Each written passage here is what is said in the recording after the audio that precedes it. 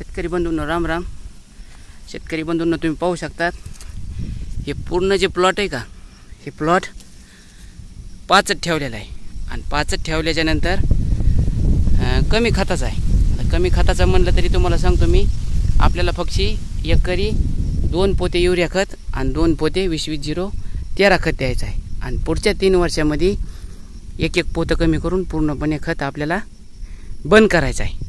ह्याच्या अगोदर तुम्हाला सांगायचं झालं तर ह्या जमिनीमध्ये आपण 3 वर्षाचं पाचट गाळलं आहे आणि 4थं वर्ष म्हणजे लागण तुटून गेली आणि दुसऱ्या वर्षीचा खोडवा ऊस आहे.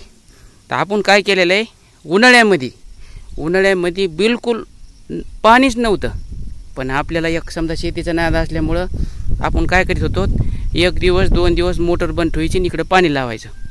इकडं पाणी लावल्याच्या नंतर फक्षी ह्या बाजूपासून ह्या इकड्या बाजूपासून सरीचा अंतर आहे 500 फूट. तर एक सरी होत होती. एक सरी भिजवून झाल्याच्या नंतर 3 सऱ्या कोरड्या सोडायच्या आणि पुन्हा एक सरी भिजवायची. आता तुमच्या लक्षात हे आलं असेल, जास्त काय सांगायची गरज नाही, काय नाही. आणि खताचं शेड्यूल जर झालं तर जून महिना सुरू झाल्याच्या नंतर थोडं नदीला पाणी आलं, तर थोडं नदीला पाणी आल्याच्यानंतर थोडं विहिरीला पाणी वाढ होतं. मग पाणी वाढायच्या नंतर तिथं आपले कनेक्शन आहेत, 20 mm कनेक्शन आहेत. तिथंच काय करतो आपण, 1 लिटरच्या औषधाचे डबे कापलेले आहेत, एका सरीला 2 डबे तिथं टाकून देतो. 20-20-0 जरा विकरायला टाईम लागतंय तर ते सुरुवातीला टाकतो मोटर लावल्यावर. आणि जे समजा युरिया लवकर हे होतंय का, एकदा ते एका पाण्याला हे देत होतं. युरिया खत ताबडतोब विगरत आहे म्हणून काय करतो, 50% ही वळ आहे का, 50% म्हणजे 60%च्या घरात गेली भिजत की वरून आपण त्याचे 2 डबे टाकून देतो. आजचा व्हिडिओ बनवण्याचं कारण असं, शेवटपर्यंत व्हिडिओ बघा मित्रांनो. मला नेमकं काय सांगायचं आहे, एक गोष्ट तुम्ही लक्षात घ्या. आता ते लिंबाचं झाड आहे का, लिंबाच्या झाडाच्या पलकडा उजबी आपलाच आहे, पण त्या उसाला पाणीच कमी नाही, मोटरच बंद नाही, सारखी मोटर सुरूच आहे. म्हणजे दिवसाकाठी त्याचा ॲव्हरेज काढलेलं आहे बघा. त्याला एका दिवसामध्ये 6 ओळी होत्या त्याच्या 500 फुटाच्या लांबणीच्या भिजवायच्या. आणि 50 ओळी, तिथं बी 50 ओळी तर इथं बी 50 ओळी. मात्र एक गोष्ट लक्षात घ्या, ह्याचं अंतर 5 फूट आहे आणि त्या ऊसाचं तिथं बांध पाडायला थोडा दिसतंय ना वरी, त्या ऊसाचं अंतर आहे 4.5 फूट. त्याला खत बी भरपूर झालेलं आहे बरं का, त्याला कोणत्या गोष्टीची कमीच नाही, म्हणजे त्याला दुखच नाही. त्या ऊसात आणि ह्या ऊसात किती फरक वाटायला तुम्हाला, अगदी नगण्य फरक आहे बरं का. थोडाफार फरक आहे काहीतरी. त्याचं बी मी तुम्हाला उदाहरण सांगतो. हे ऊस आहे का, हे ऊस आता तुम्हाला मला दाखवता यायचं नाही बघा, मी झाडावर आलो तुम्हाला दाखवायसाठी. या बघा, हे आपट्याचं झाड आहे, हे बघू शकता तुम्ही. हे वरून तुम्हाला सगळं व्हिडिओ शूट करून दाखवायलं आहे. ह्या ऊसाला 5-5, 6-6 कांडे आणि त्या ऊसाला असतील बघा 8, 9 अगर 10 म्हणा. ह्या ऊसाचा आणि त्या ऊसाचा 1.5चा फरक आहे, डबलचा फरक 100% नाही बरं का. मात्र एक गोष्ट लक्षात घ्या, आपण दवाखान्यात गेल्याच्या नंतर डॉक्टर साहेबाला म्हणतो लयच अशक्तपणा आलाय, माझे हातपाय गळून गेलेत, मला काय करा, सलाईन द्या. मग तसंच त्या ऊसाच्या बाबतीत झालेलं आहे. त्याला खतं भरपूर आहेत, त्याला पाणी भरपूर आहे आणि त्याचा रिझल्ट बी फास्ट आलेला आहे.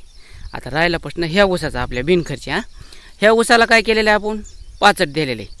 मग पाचटाचं सेंद्रिय खत 100% तयार होणार आहे, पण काय होणार आहे, त्या खताला वेळ लागणार आहे.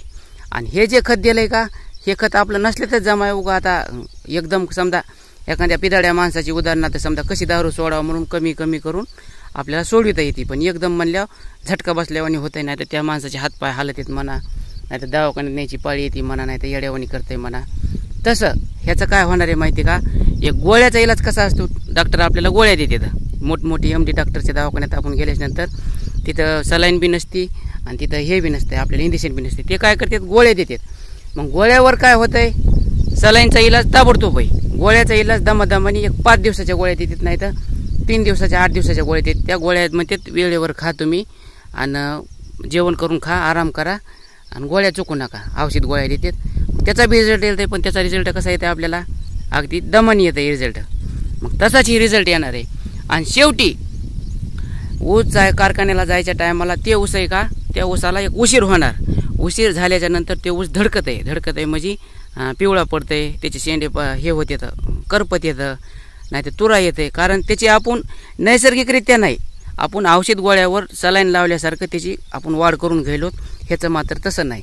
ह्याचं मात्र खाली जे 5 का सेंद्रिय खत जसं लागन तसं कुजणार, जसं लागन तसं त्याचे जीवाणूत का खाणार, त्यांची विष्ठा पडणार, जे जीवाणू मरतात का त्याला जीवास म्हणते तर त्याचं मग खत जे तयार होणार आहे का ते ऊस घेणार आहे, हे दमाने चालणार आहे. म्हणजे ह्याचा रिझल्ट आहे का अगदी दमाने चालणार आहे, पण 100% रिझल्ट आहे बरं का. राहिल्यापासून आता उत्पन्नाचा शेवटी एक व्हिडिओ नक्की बनवू. तुम्हाला काय वाटतंय काय नाही तुमचं मत कमेंटमध्ये नक्की व्यक्त करा. एक 10-5 टनाचा फरक पडून बघा, जास्त काय फरक पडणार नाही काय नाही, ते बी मी तुम्हाला नक्की व्हिडिओ देण्याचा प्रयत्न करीन. तत्पूर्वी तुम्हाला हे कसं काय नियोजन वाटलं, अगर तुम्हाला सांगितलेली माहिती आवडली नाही आवडली एक कमेंट नक्की करा. लवकरच आपण भेटू. पुन्हा एक गोष्ट सांगायची राहिली बघा, जवळ आपल्या प्लॉट नव्हता. उन्हाळ्यामध्ये ज्याच्या ऊसाला सुरुवातीला पाणी होतं आणि मागून पाणी संपलं का त्या ऊसाचे पूर्ण शेंडेत कसे आपल्या डोक्यावर पांढरे केस कसे होते तसे पूर्ण शेंडे करपले होते. ह्याचा मात्र एक बी शेंडा करपला नव्हता बरं का. आपण एक जरी दांड भिजला का तर त्याच्या बाजूला पलकड 2 दांड भिजत होते, त्याच्या आलकड 2 दांड भिजत होते. म्हणजे एक भिजला की आपले 4-5 दांड भिजत होते. मग 3 दांड सोडून आपण पलकड पाणी घेत होतो. म्हणजे कमी पाण्याबी ऊस आला. आणि सर्वात मोठी सांगायची गोष्ट म्हणजे तुम्ही ह्या ऊसाला जूनची लागण जरी म्हणलात का तरी काय हरकत नाही बरं का. ह्याचा जे विकास होणार आहे, जे डेव्हलप होणार आहे, जे उत्पन्न तयार होणार आहे का पूर्णपणे निसर्गावर, पावसावर आणि ह्याच्यावरच होणार आहे बरं का. कारण निसर्गाचं पाणी म्हणजे अमृत असतंय. जोपर्यंत ह्याच्या पोंग्यामध्ये पाणी जात नाही मुळापर्यंत तोपर्यंत ऊस बी निघत नाहीत आणि उत्पन्न बी वाढत नाही बरं का. तर शेतकरी बंधूंनो आता थांबतो. संपूर्ण व्हिडिओ बघितल्याबद्दल धन्यवाद. राम राम. लवकरच आपण अशी काही ना काही माहिती घेऊन भेटत राहू. तोपर्यंत ठीक आहे.